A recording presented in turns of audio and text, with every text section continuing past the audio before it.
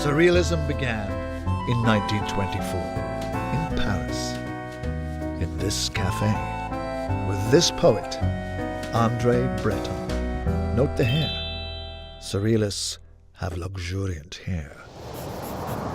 Breton published a manifest. It was inspired by this man, Sigmund Freud. Note the beard. Psychoanalysts have luxuriant beards. Freud wrote a book called The Interpretation of Dreams. He believed that there was a deep layer of the human mind where memory and our most basic instincts were stored. He called it the unconscious mind, since most of the time we were not aware of it. Breton believed art and literature could represent the unconscious mind. These are some of the artists who agreed with him: Salvador Dali, Max Ernst, Merritt Oppenheim, Juan Miro, Dorothea Tanning, Yves Tanguy, Lee Miller, René Magritte, Claude Cahun. Here is a piece of surrealist sculpture by Merritt Oppenheim. Surrealists like to put objects that were not normally associated with one another together, to make something that was playful and disturbing at the same time, in order to stimulate the unconscious mind. This is a sculpture by Salvador Dali called Lobster Telephone. There were essentially two types of surrealist painting.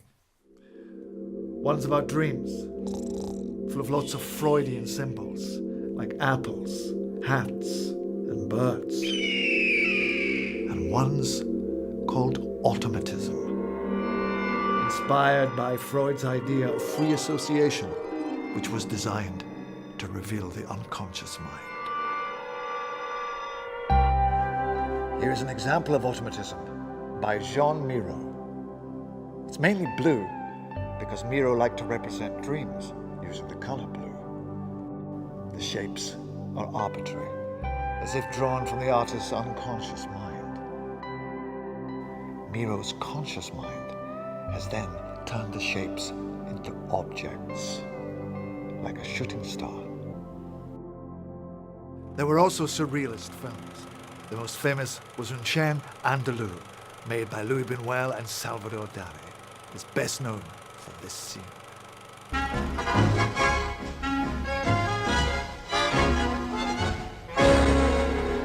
Some people didn't like surrealism. Freud didn't like it. He'd spent his life deciphering the codes of the unconscious mind so that people could understand themselves better. He thought artists should paint the conscious mind, not waste their time painting Freudian symbols like apples, hats, and birds. But surrealism continues to have a huge influence on culture and society today. As Breton said, surrealism is not just an art movement, it's a way of thinking, a way of life, a way of transforming existence.